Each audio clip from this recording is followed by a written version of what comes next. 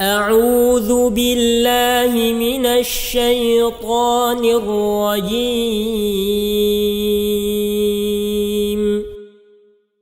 بسم الله الرحمن الرحيم.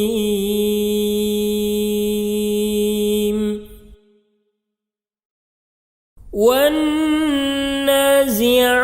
غرقا والناشطات نشطا والسابحات سبحا فالسابقات سبقا فالمدبرات أمرا يوم ترجف الراجفة تتبعها الرادفة قلوب يومئذ واجفة أبصارها خاشعة يقولون أئنا لمردودون في الحافرة أئذا كنا عظاما نخرة قالوا تلك إذا كرة خاسرة فإنما هي زجرة واحدة فإذا هم بالساهرة هل أتاك حديث موسى إذ ناداه ربه بالوادي المقدس طوى اذهب إلى فرعون إنه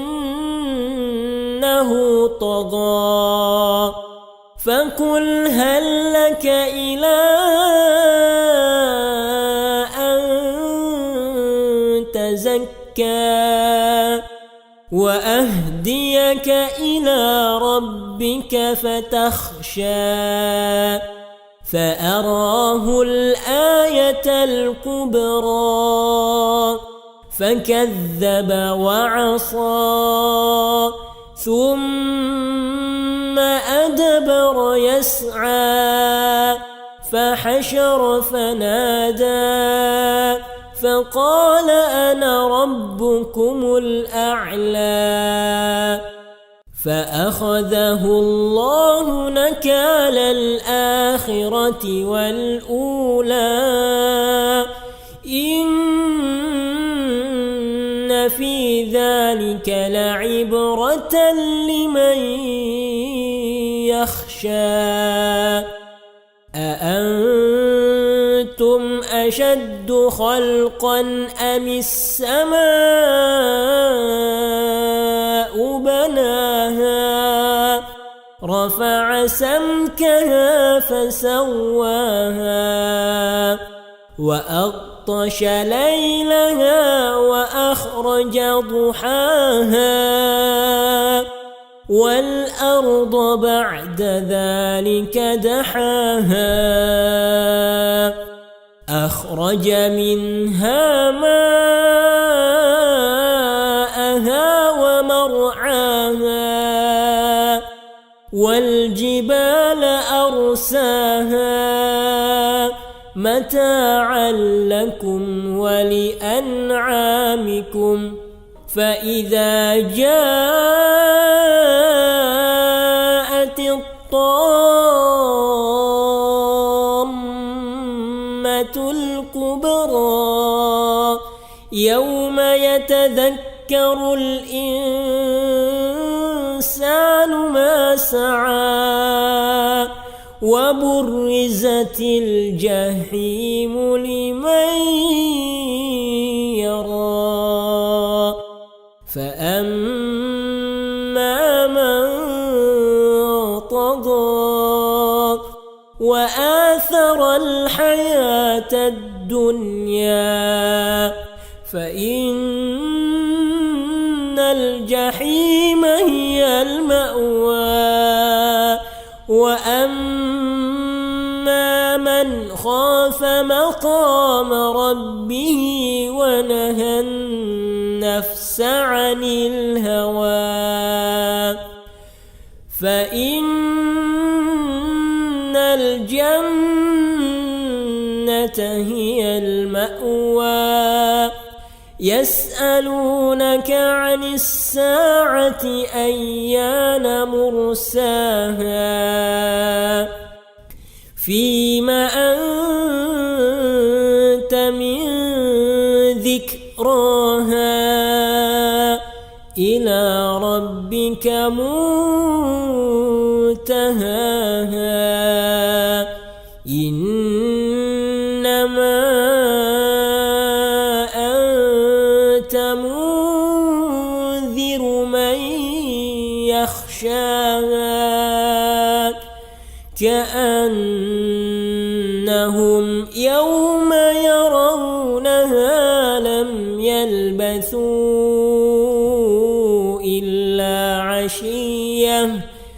إلا عشية أو ضحاها.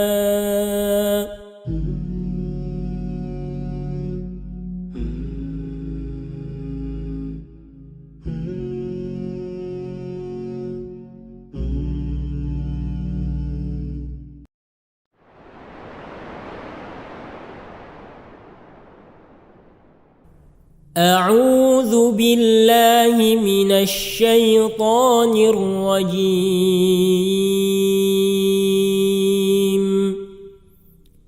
بسم الله الرحمن الرحيم.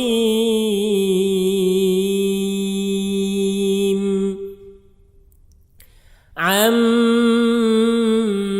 يتساءلون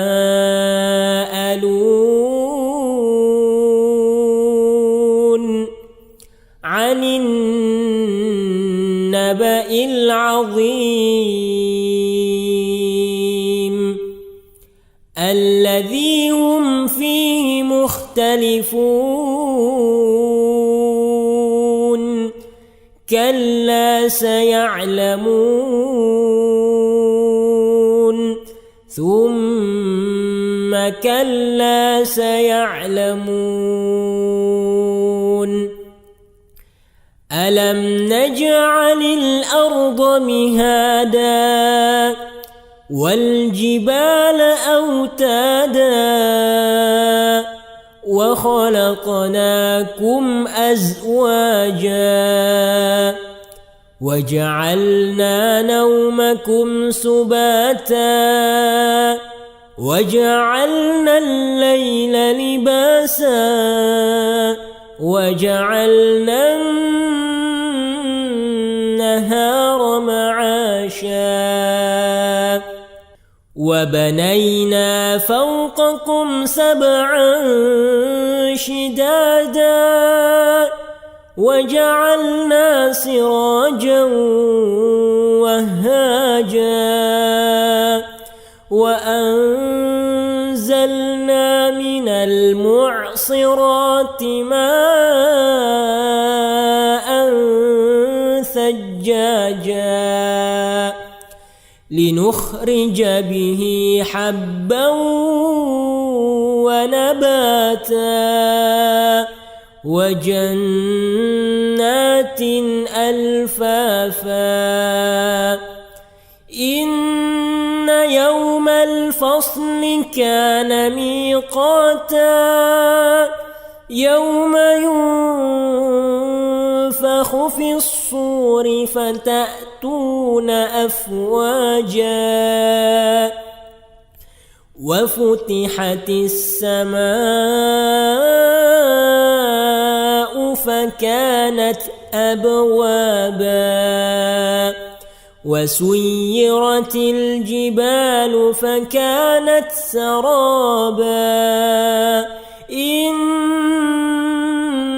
جهنم كانت مرصادا للطاغين مآبا لابثين فيها أحقابا لا يذوقون فيها بردا ولا شرابا إلا حميما وغساقا جزاء وفاقا إنهم كانوا لا يرجون حسابا وكذبوا بآياتنا كذابا وكل شيء أحصيناه كتابا فذوقوا فلن نزيدكم إلا عذابا إن للمتقين مفازا حدائق وأعنابا وكواعب أترابا وكأسا دهاقا لا يسمعون فيها لغوا ولا كذابا جزاء من ربك عطاء حسابا رب السماوات والأرض وما بينهما الرحمن لا يملكون منه خطابا يوم يقوم الروح أيها الذين آمنوا توبوا إلى الله توبوا إلى الله توبوا إلى الله توبة نصوحا يا أيها الذين آمنوا توبوا إلى الله توبوا إلى الله توبوا إلى الله توبة نصوحا yang semoga kita mengisinya dengan kebaikan sebagaimana yang pernah kita sebutkan hadis Abdullah ibn Busr atau Sufwan Abdullah ibn Busr radhiyallahu ta'ala anhu. Beliau pernah mendengar Rasulullah SAW bersabda, khairun nasi atau khairukum man tala umuruhu wa hasuna amaluhu, sebaik-baik kalian adalah yang usianya dipanjangkan dan baik pula amal ibadahnya. Wa syarrun nasi atau wa syarrukum man tala umuruhu wa sa'a amaluhu, seburuk-buruk kalian adalah yang dipanjangkan usianya akan tetapi buruk amalnya, atau waktu dan kesempatan yang Allah berikan diisi dengan keburukan. Ini kita tentu berharap dengan majelis-majelis seperti ini, salah satu di antara cara kita meluangkan waktu kita untuk sesuatu yang baik dan yang mulia insyaallah ta'ala. Salawat dan salam semoga selalu tercurah kepada baginda Rasulullah sallallahu alaihi wasallam, kepada keluarga, sahabat, serta seluruh kaum muslimin yang senantiasa berada di atas petunjuknya.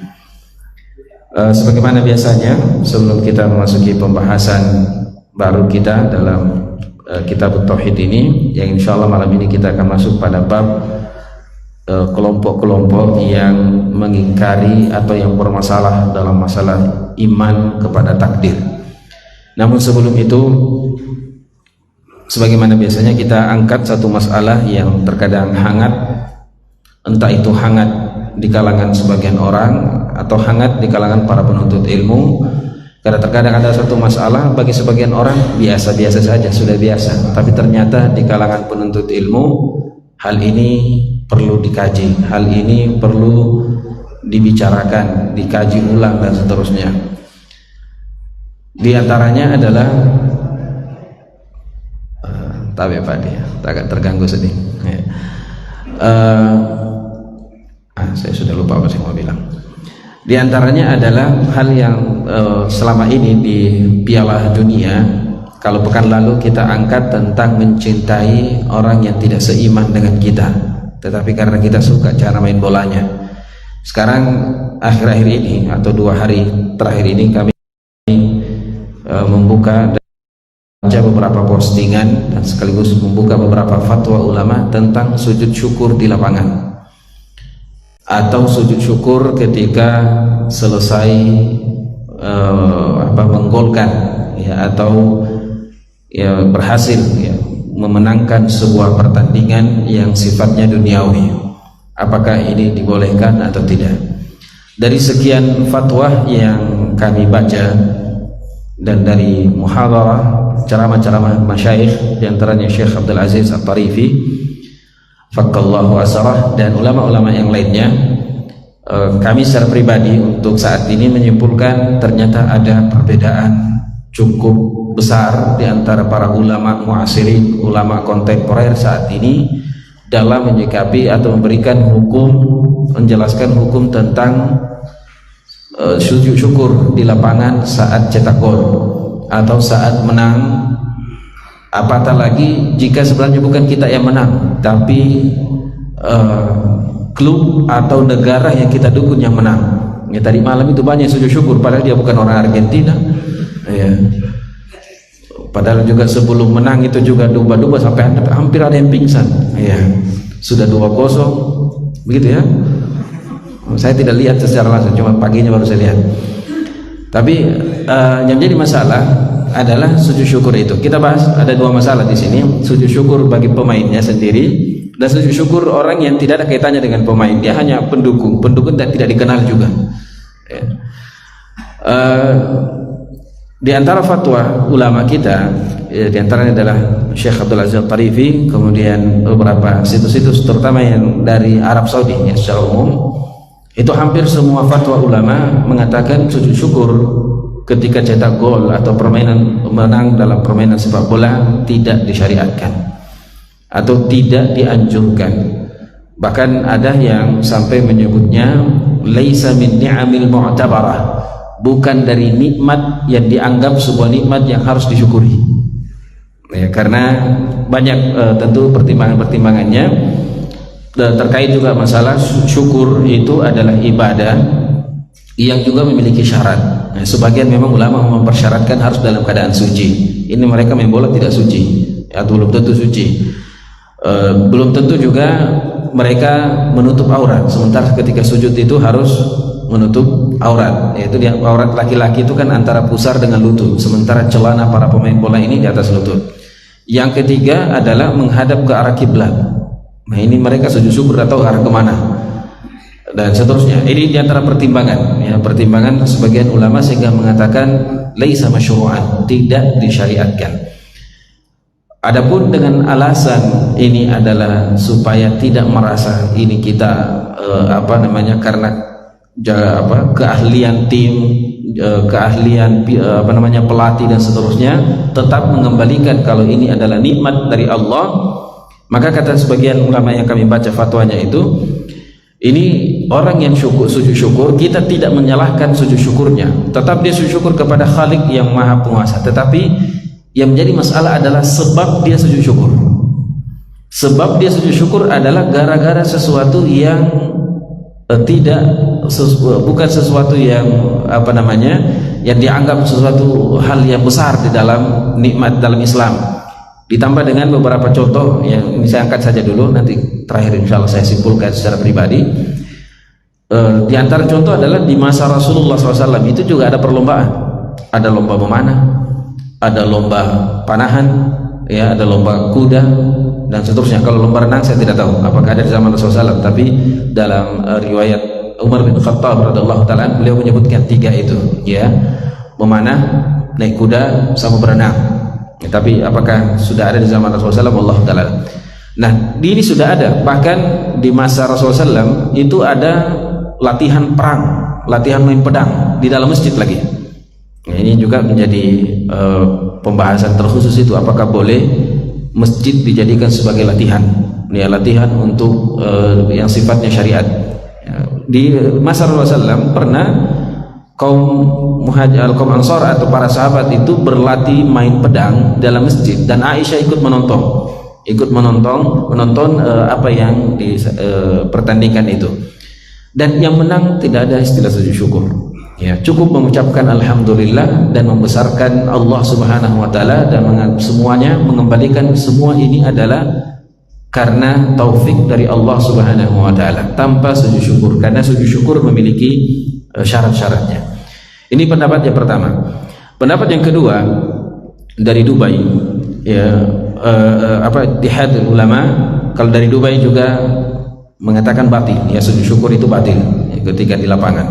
Nah, di antara beberapa ulama ada yang mengatakan justru seharusnya ini perlu untuk kita dukung, ya, karena ketika mereka sujud syukur di hadapan jumhur, di hadapan ribuan orang, bahkan mungkin jutaan orang, ini memberikan syiar Islam itu sendiri dan memperlihatkan bahwasanya umat Islam itu menang atau kalah itu sudah ditakdirkan, ya, itu sudah menjadi ketetapan Allah Subhanahu wa taala.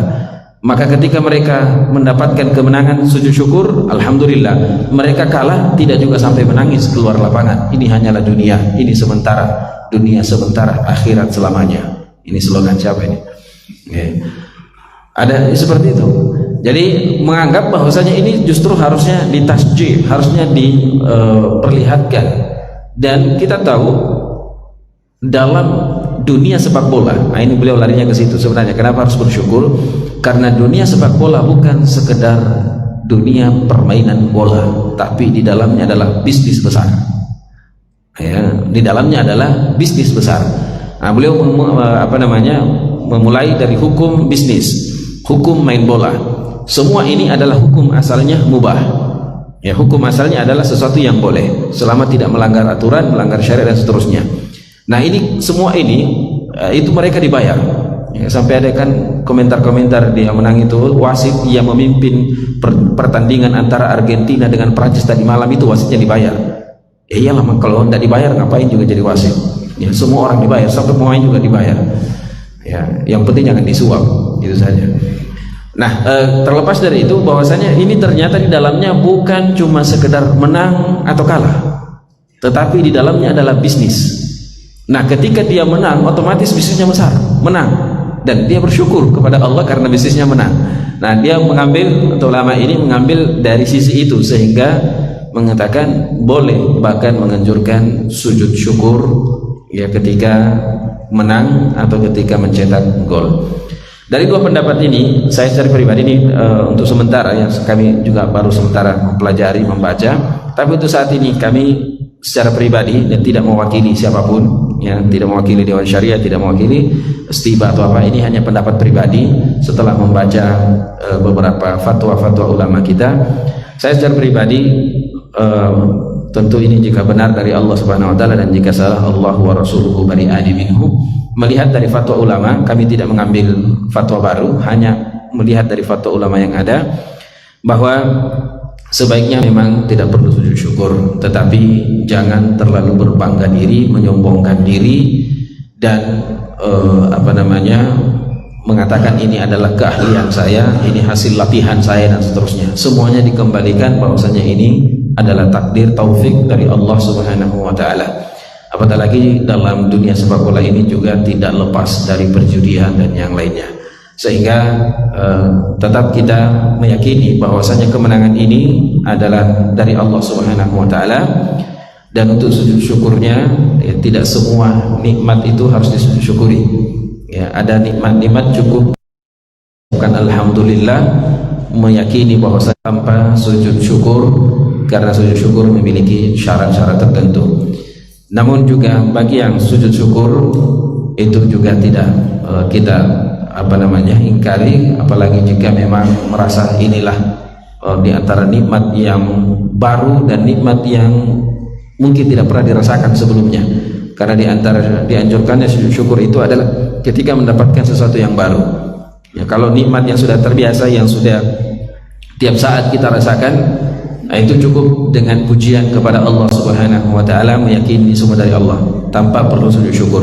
Adapun jika dapat nikmat baru, ya, dapat naik jabatan, dapat istri baru, dapat mobil baru dan seterusnya, ya, ini adalah perlu sujud syukur karena merupakan nikmat yang baru. Tapi itu sekilas terkait dengan sujud syukur bagi para pemain bola dan orang-orang yang mencetak gol atau yang menang di dalam pertandingan. Nah, terkait yang kedua, orang yang mendukung atau klub yang menang, apakah juga harus sujud syukur? Tidak perlu. Kalau saja pemainnya yang dibayar, yang ini, kita sebutkan tadi ada perbedaan ulama kita terkait sujud syukur, apatah lagi kalau hanya sekedar mendukung. Tidak ada juga keuntungannya. Ya, kita senang menang yang kita dukung, mereka juga tidak kenal kita dan tidak kasih juga gajinya. Ya, tidak ada juga, ada bilang-bilang ini sampai kemarin yang konvoi ketika sebelum pertandingan, mereka sudah ada yang Argentina, ya, ada seorang perempuan yang mungkin karena memakai shellnya masuk ke trali motor dan akhirnya jatuh, kabarnya meninggal dunia, ya, seorang perempuan ini. Dia pendukung mati-matian mendukung Argentina, sekarang dia jatuh dan mati. Lionel Messi tidak kenal ini siapa ini orang dan tidak kirim juga gajinya, tidak kirim juga apanya.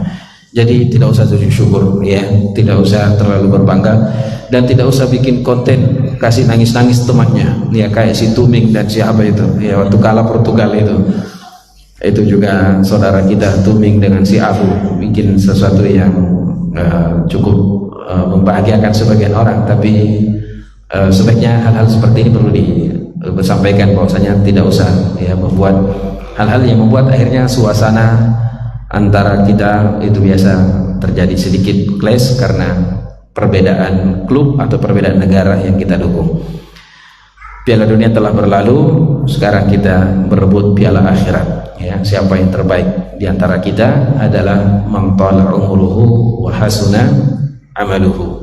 Jadi kalau piala dunia sudah selesai dan tercatat namanya mereka di sejarah, maka tapi itu bisa saja terlupakan, maka mari juga kita berlomba mendapatkan piala akhirat, surga dan ampunan Allah Subhanahu wa taala.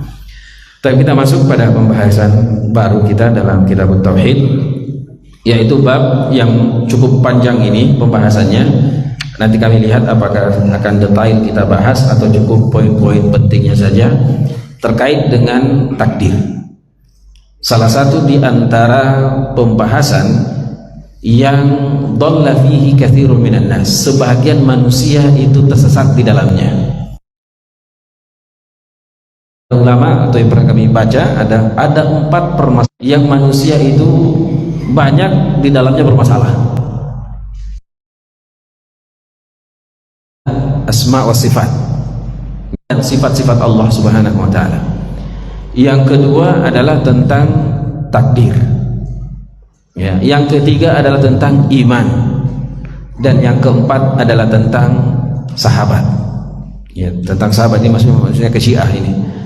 Nah, di antara dan masalah yang lainnya, tapi ini 4 yang menjadi masalah, dan inilah yang terkadang kalau kita melihat al-firaq, firqah-firqah dan fi'ah-fi'ah yang ada dalam Islam yang 12 atau 22 golongan itu tidak lepas dari 4 permasalahan ini terkait masalah asma wa sifat.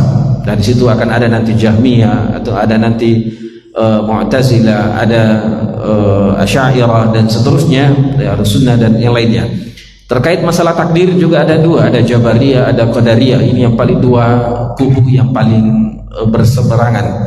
Kemudian dalam masalah iman, antara iman itu apakah selalu ada atau tidak, ya, seperti antara Khawarij dengan Murji'ah, ya. Murji'ah mengatakan pokoknya kalau sudah beriman syahadat maka la yadurru ma'ahu itsm, tidak akan berubah iman itu walaupun orang itu berzina, mencuri dan seterusnya. Makanya Murji'ah mengatakan iman kita itu sama seperti imannya Abu Bakar, ya, karena dia berharap kita yang penting iman itu. Kebalikannya adalah Khawarij, ya. Khawarij satu saja masalah dosa besar kita lakukan, halas alatul kafir, ya, neraka tempatnya dan tidak ada baginya, hukum mati. Ini Khawarij. Murji'ah kebalikannya tadi. Ini dalam masalah iman. Dalam masalah takdir yang akan kita bahas, kemudian masalah sahabat, antara mengkafirkan sahabat dengan yang juga terlalu melebih-lebihkan sahabat. Nah, selalu Ahlus Sunnah wal Jamaah insyaallah selalu di pertengahan dalam setiap masalah ini. Nah, dari 4 masalah ini ada masalah yang cukup rumit, yaitu masalah takdir. Sehingga sebagian ulama tidak mau terlalu panjang pembahasan takdirnya, membahas tentang takdir. Karena sampai memang slogan sebagian ulama kita itu adalah al-qadar atau takdir adalah sirrullah, adalah rahasia Allah, la ya'lamuha illallah, yang tidak ada yang mengetahui kecuali Allah, wala na'lamuha illa ba'da wuqu'iha, dan kita tidak bisa mengetahuinya kecuali kalau sudah jadi. Ya, kalau sudah jadi barulah itu disebut dengan takdir. Selama belum takdir, sebelum selesai, maka belum dikatakan itu takdir. Dan tentu sebagaimana yang akan kita sebutkan lebih detail nanti insyaallah, ada maratibnya, ada tingkatannya. Di antara tingkatannya itu adalah Allah sudah mencatat. Jadi kalau tidak apa-apa kita sebutkan secara singkat, walaupun nanti akan kita kembali. Yang pertama adalah Allah mengetahui, kemudian Allah mencatat, kemudian Allah menakdirkan, Allah menciptakan. Ya. Dari maratib ini diantaranya adalah al-ilm. Allah sudah tahu dan sudah mencatatnya 50.000 tahun sebelum langit dan bumi diciptakan. Ya. Makhluk yang pertama kali yang Allah ciptakan, ini dalam versi tertentu ya, karena ada khilaf di kalangan ulama, makhluk apa sih yang paling pertama? Sebagian besar ulama mengatakan adalah arash, seperti yang dipilih oleh Syekhul Islam Ibnu Taimiyah, Ibnu Qayyim al-Jauziyah dan yang lainnya, yang mengatakan makhluk yang pertama diciptakan oleh Allah adalah arash. Tetapi dalam hadis Allah Subhanahu wa taala atau Rasulullah SAW menceritakan bahwasanya yang pertama kali diciptakan oleh Allah adalah al-qalam, lalu kemudian diperintahkan qalam ini untuk mencatat semua takdir-takdir Allah Subhanahu wa taala yang akan terjadi, dan itu 50.000 tahun sebelum langit dan bumi diciptakan. Nah, jadi berarti sudah ada. Terus apa gunanya? Ya, kalau ternyata sudah takdir ini sudah ada jauh sebelum langit dan bumi diciptakan 50.000 tahun, terus apa gunanya kita beramal? Pertanyaan ini juga pernah ditanyakan oleh sahabat. Ini gambaran umum saja dulu tentang takdir. Sehingga Rasulullah SAW mengatakan, i'malu fakullun muyassarun lima khuliqalah. Intinya kerja, bekerja dengan ilmu berdasarkan apa yang telah kita pelajari, karena segala sesuatunya sudah dimudahkan. Ya, apa yang Allah takdirkan itu Allah mudahkan untuk kita lakukan. Kemudian ya tadi itu, lalu terus apa gunanya kalau ternyata Allah sudah mencatat dan sudah mengetahui, menakdirkan bahwasanya akan terjadi seperti ini 50.000 tahun sebelum langit dan bumi ini diciptakan. Di dalam surah Al-Hadid Allah Subhanahu wa taala berfirman, "Ma asabakum min musibatin fil ardi wala fi anfusikum illa fi kitabin min qabli an nabra'aha inna dzalika 'ala Allah yasir likai la ta'sau 'ala ma fatakum wa la tafrahu bima atakum." Tidak ada yang terjadi, ma asabakum min musibatin fil ardi wala fi anfusikum, tidak ada sesuatu yang terjadi di muka bumi ini, bahkan terhadap diri kita, illa fi kitab, kecuali semuanya sudah dicatat di Lauhil Mahfuz, min qabli an nabra'aha, sebelum diciptakan. Artinya 50.000 tahun sebelumnya sudah ditakdirkan. Min qabli an nabra'aha inna dzalika 'ala Allah yasir, dan hal itu bagi Allah sangatlah mudah. Terus apa gunanya? Apa hikmahnya? Allah sebut ke ayat selanjutnya, likai la ta'sau 'ala ma fatakum, supaya kita itu juga tidak terlalu putus asa kalau ada yang kita kejar lalu kemudian tidak dapat. Misalnya kita sudah mau melamar akhwat, mulai sudah dicari di biodatanya, pas dilamar bilang siap, tapi tidak sekarang karena masih kuliah, tunggu 1,5 tahun lagi, masih ada 3 semester. Oke, ditunggu. Selama itu pokoknya dibayangkan terus. Kemudian mulai kumpul uang untuk uang naiknya, uang pelamarnya dan seterusnya. Pas 1 tahun atau 3 semester kemudian, 1,5 tahun mau pergi melamar, ternyata sudah ada undangan akhwat itu menikah dengan laki-laki lain. Nah, kan sakitnya tuh di sini ya. Nah, ini kalau yang seperti ini, kalau kita percaya tentang takdir, ya kita akan mengatakan, ya seandainya semua manusia dan semua jin berkumpul untuk menikahkan saya dengan wanita ini tidak akan sanggup, ya tidak akan pernah terjadi karena itu tidak pernah ditakdirkan oleh Allah Azza wa Jalla.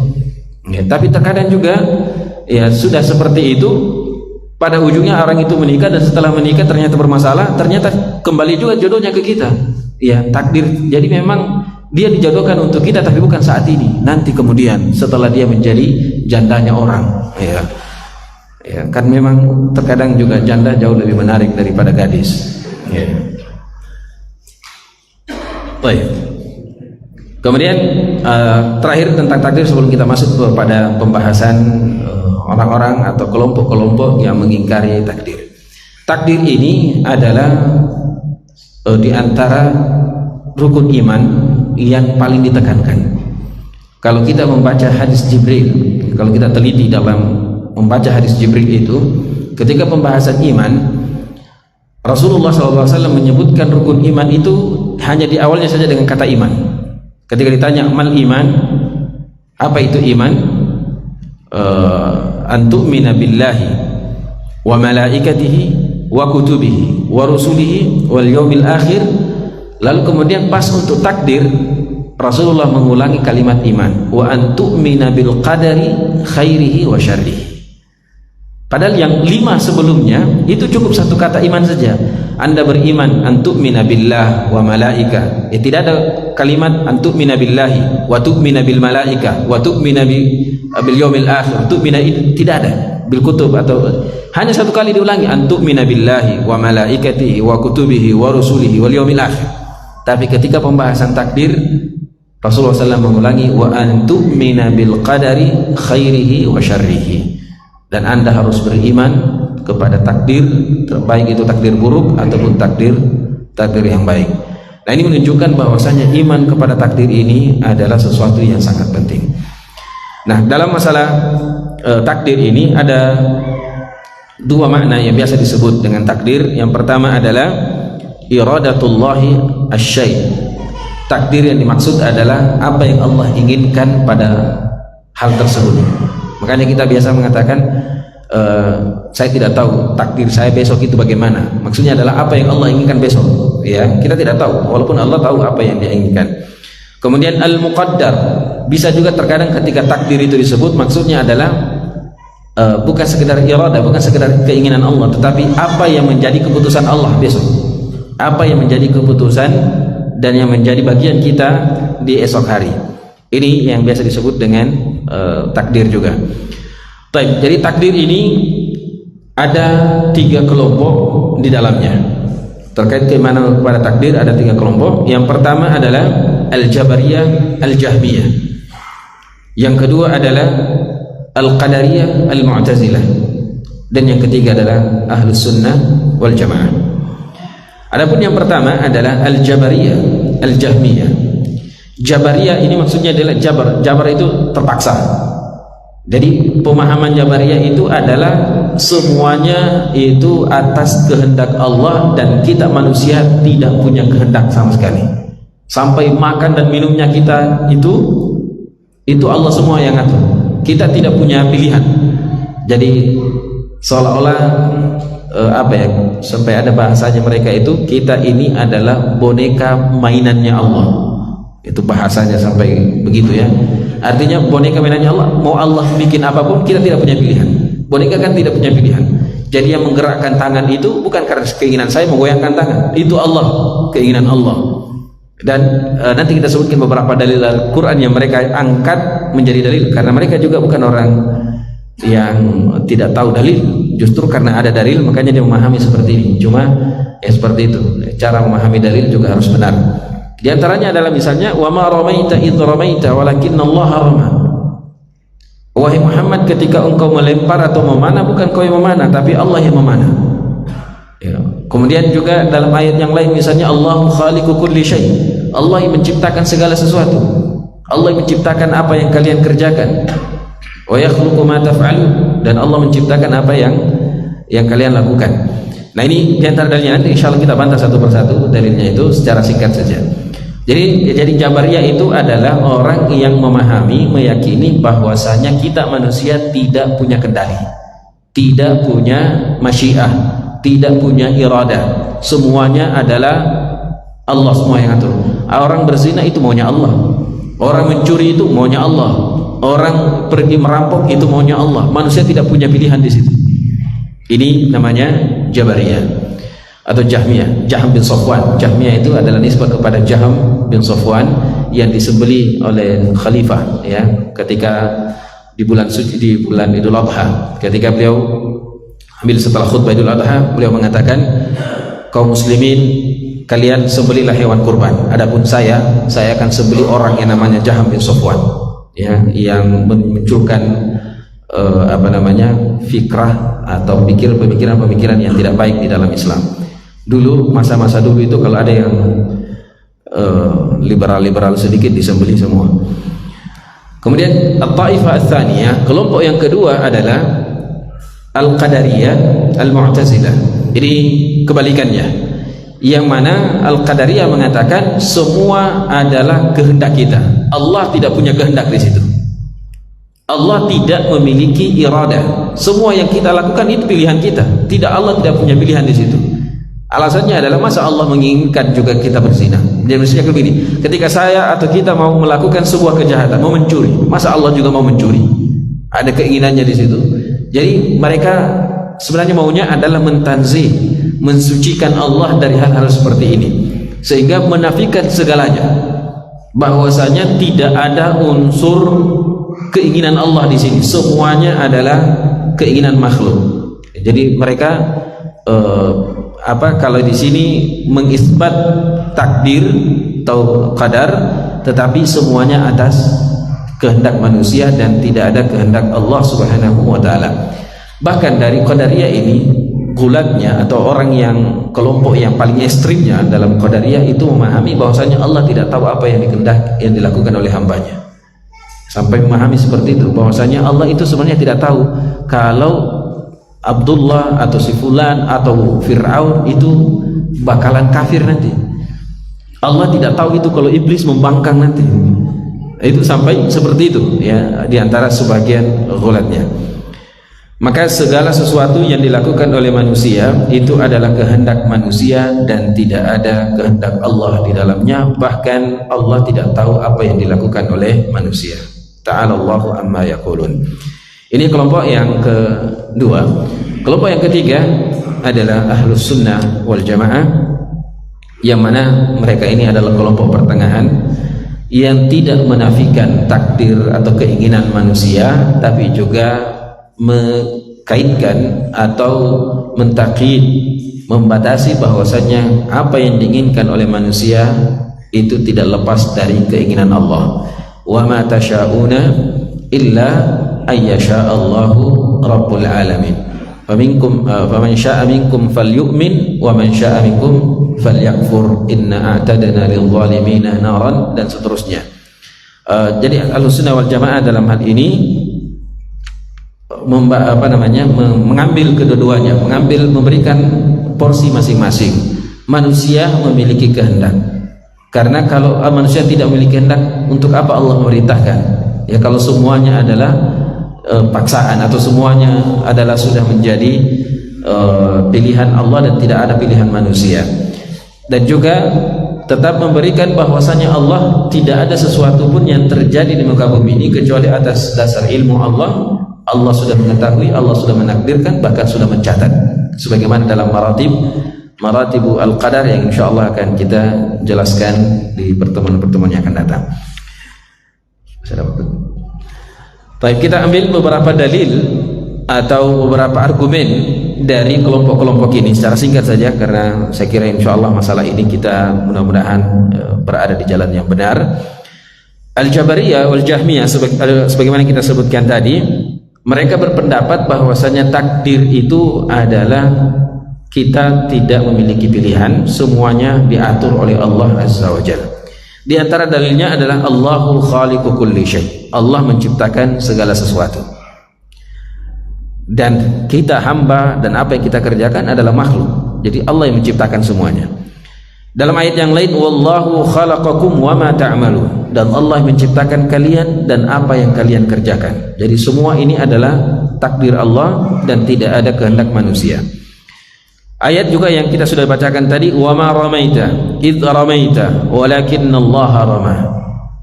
Anda atau engkau wahai Muhammad tidaklah melempar atau memanah saat Anda memanah, tetapi Allah lah yang memanah. Kemudian orang-orang kafir mengatakan, atau orang musyrik, sayaqulul ladzina asyraku law sya'allahu ma asyrakna. Orang-orang musyrik itu mengatakan, seandainya Allah berkehendak maka kami tidak melakukan kesyirikan. Kami melakukan kesyirikan, ini kehendak Allah. Ya, ini dalam surah Al-An'am. Sayaqulul ladzina asyraku law sya'allahu ma asyrakna wala abauna wala harramna min syai'. Seandainya Allah menghendaki maka kami tidak akan melakukan kesyirikan. Begitu pula dengan bapak-bapak kami. Dan jika Allah menghendaki tidak ada yang diharamkan kepada kami. Ini syubhat-syubhat mereka. Mari kita coba bantah dan jelaskan satu persatu makna sesungguhnya ayat itu. Yang pertama tentang Allahu khaliqu kulli syai'. Allah yang menciptakan segala sesuatu. Kalau dibawa kepada apa yang mereka pahami, bahwasanya kalau Allah yang menciptakan segala sesuatu berarti kita tidak memiliki kehendak.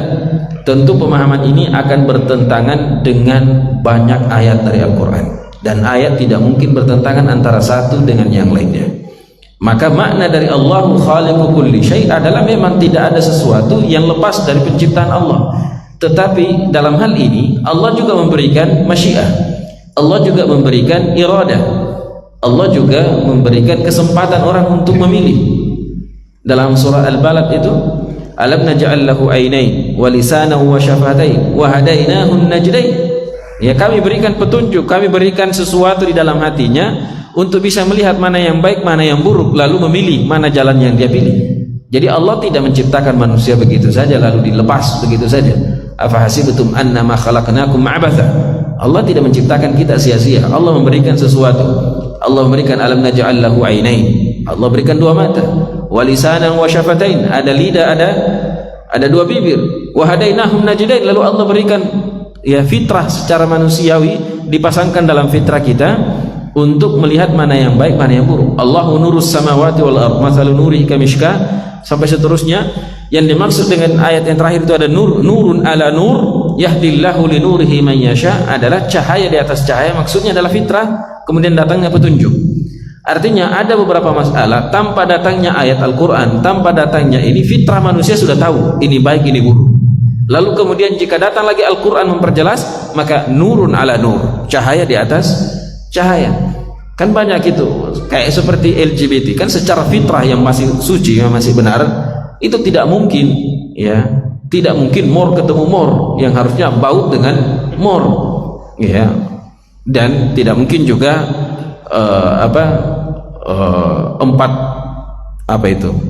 empat baut masuk di satu mor. Yang ada adalah satu baut bisa dimasuki empat mor. Saya tidak tahu apa maksudnya itu.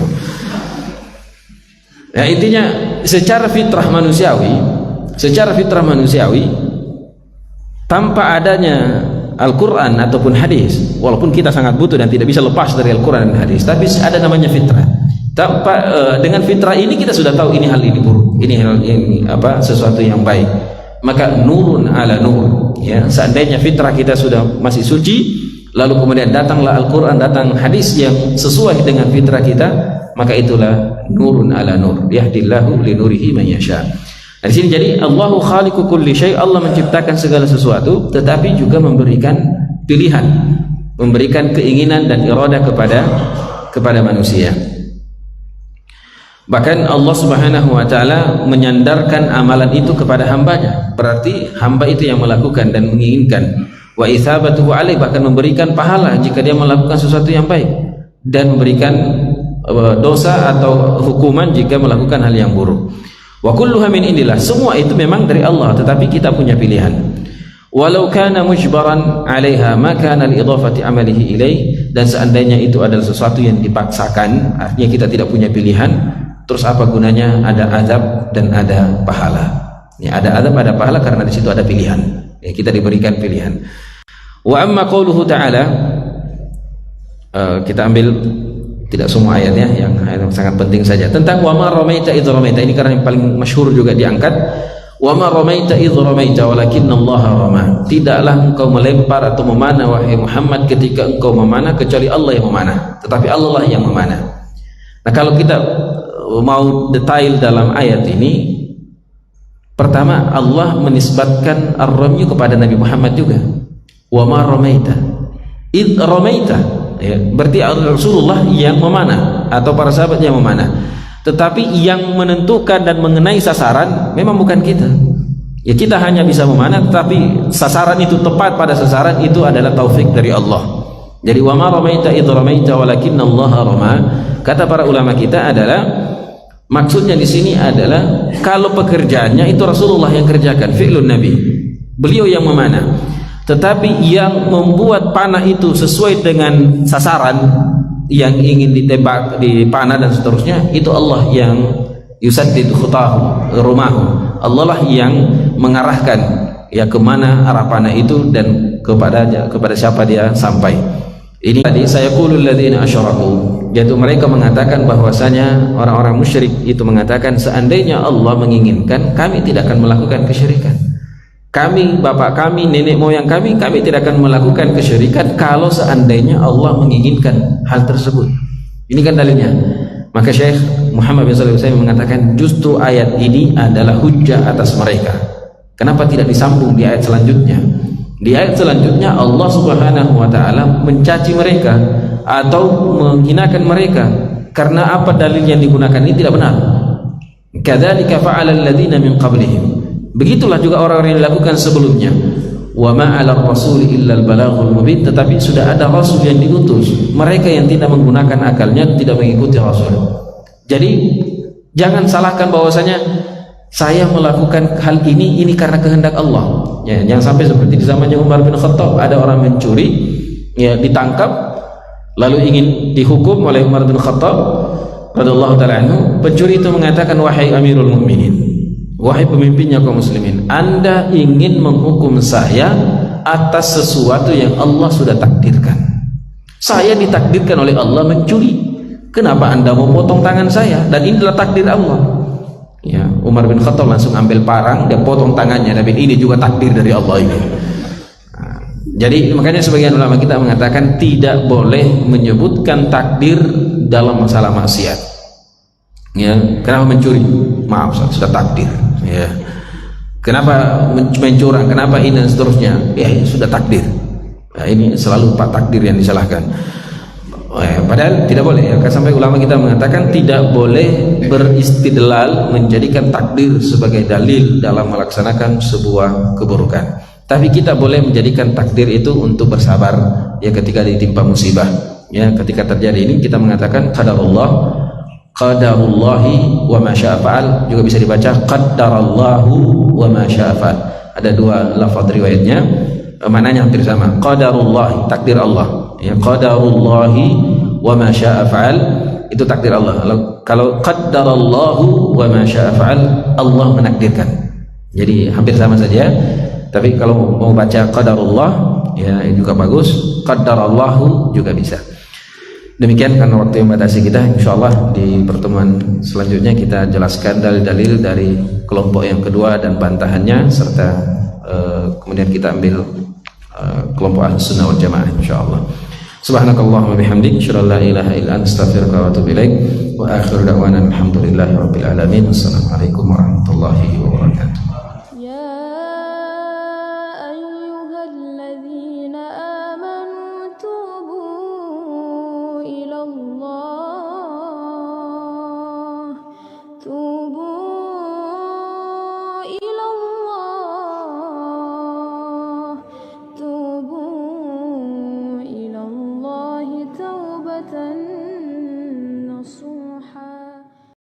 Ya